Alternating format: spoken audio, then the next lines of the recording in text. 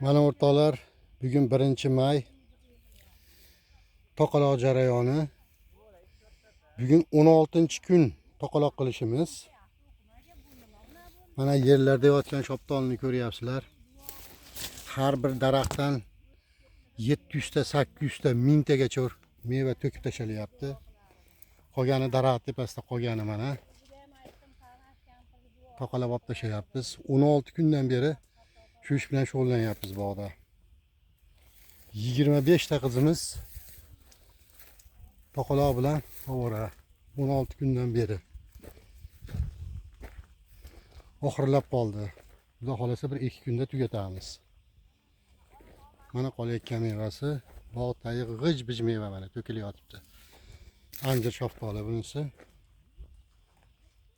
Hamma yoq shoftoli mana to'kilyapti.